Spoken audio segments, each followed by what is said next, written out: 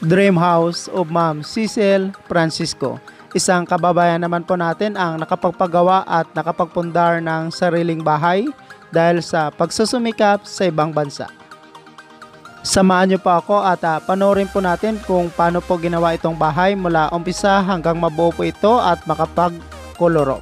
Itong bahay po ay sinimulan ginawa ngayon lamang pong April 28, 2024. Updated po ang lahat ng mga material price po nito. Ito po ang disenyo ng bahay na kanyang ginaya. Itong bahay po pala ay may sukat na 24 by 28 feet. Hindi pa po kasali dito ang terrace area. Mayroon po itong 3 bedrooms and 1 toilet and bath. Ito po ang first materials na binili ngayon lamang pong April 28, 2024. Mayroon po itong unit price, round bar na 10mm, 138 pesos bawat isang peraso. Round bar na 9mm, 108 pesos bawat isang peraso. Cement, 180 pesos bawat isang bag. At saka marami pa pong iba. Hollow block, 1,500 piraso po ang paunang materyales at tatlong load ng sand.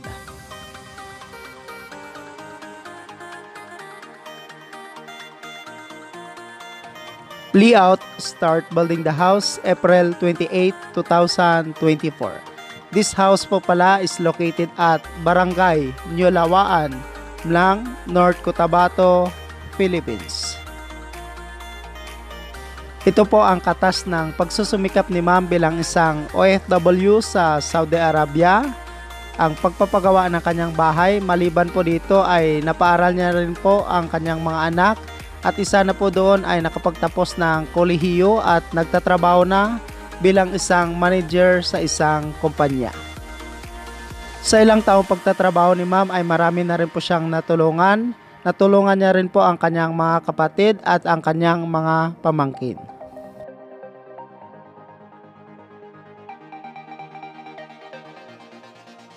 Kontrata po pala ang pagpapagawa ng bahay ni Ma'am. 40% po ang labor cost po nito sa total cost ng mga materyales. Sa hindi po nakakalam ng 40% na labor cost contract, pag mayroon po kayong mga materyales na binili na worth of 100,000 pesos, 40,000 pesos po ang labor cost po noon. Pag work of 200,000 pesos naman po ang lahat-lahat ng mga materialis na binili, umabot po ng 80,000 pesos ang labor cost po pag 40% labor cost of contract.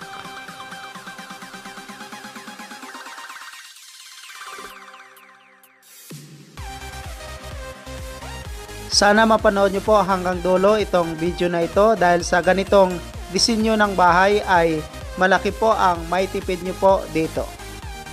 Sa sukat na 80 square meter, kasama na po dito ang terrace area na mayroon pong 3 bedrooms and 1 toilet and bath, living, dining at saka kitchen, ay umabot po ito ng halagang more than 200,000 pesos.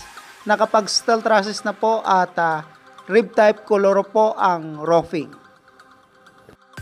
Malaki talaga po ang naitipid ni Ma'am sa pagpapagawa ng kanyang bahay dahil sa disenyo po nito sa roofing ay hindi po gaano karami ang mga materialis na ginamit at mabilis po ang paggawa ng kanyang contractor na napili. Itong disenyo po pala ng bahay ni Ma'am ay tinatawag po itong stream type or streamline roofing. Pag kwadro agwas po ang disenyo ng bahay ay mas malaki po ang inyong may gasto sa steel trusses at roofing. Hindi po kagaya dito sa streamline na mas makamura po kayo at konti lang po ang mga materialis na ginagamit. Same time ay mas maganda po ito at ito na po ngayon ang modern design ng mga bahay na usong-uso ngayong taong ito. Day 7 sa pagpapagawa po ng bahay. Mabilis lang po ginawa itong bahay dahil nakakontrata po ito. Itong pagpapagawa po pala ng bahay ay standard din po ang lahat ng mga materialis na ginamit. Malalaki din po ang poste po nito at mayroon din po ito po beam. Ang day team sa pagpapagawa po ng bahay. Gumawa po sila dito ng roof beam. Pagkatapos po nila malagyan ng beam, nag-file po ulit sila dito ng hollow block para masunod po ang disenyo ng bahay na ginaya po ni ma'am. At ito naman po ang day 12 sa pagpapagawa po ng bahay. Nabuo na rin po ang structural po nito at ready for steel trusses.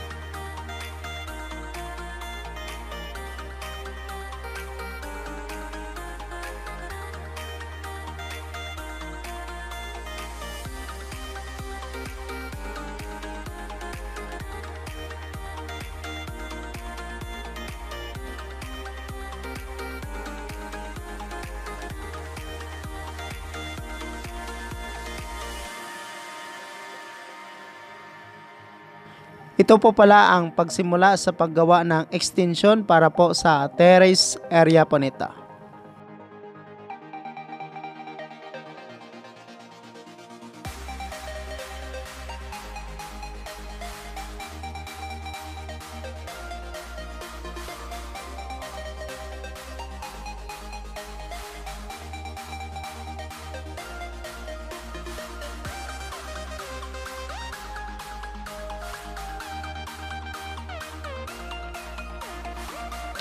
At ito naman po ang mga materyales para po sa steel trusses ng bahay. Binili po ito nito lamang pong May 13, 2024. Zipper lens po na 2x3, 1.2 po ang kapal ay nagkakahalaga po ito ng 370 pesos bawat isang piraso. Tubular na 2x3, 1.5 po ang kapal ay nagkakahalaga naman po ng 560 bawat isang piraso. Angle bar naman po na 1x1 ay nagkakahalaga po ng 270 pesos bawat isang peraso. Sa steel trusses materials po pala ay umabot po ito ng 22,990 pesos ang lahat ng mga materials nito. Hindi pa po kasali dito ang labor cost na 40%.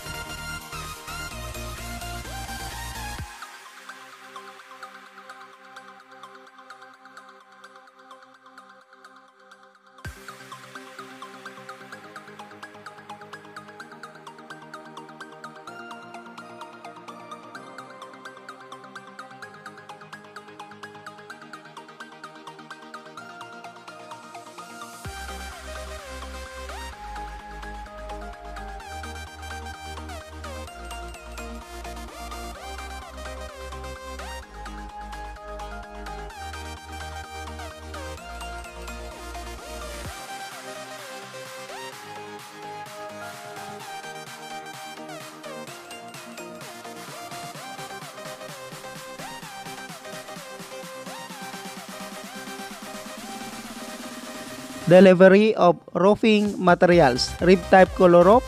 Red color po pala ang napili ni ma'am na bubong para sa kanyang bahay.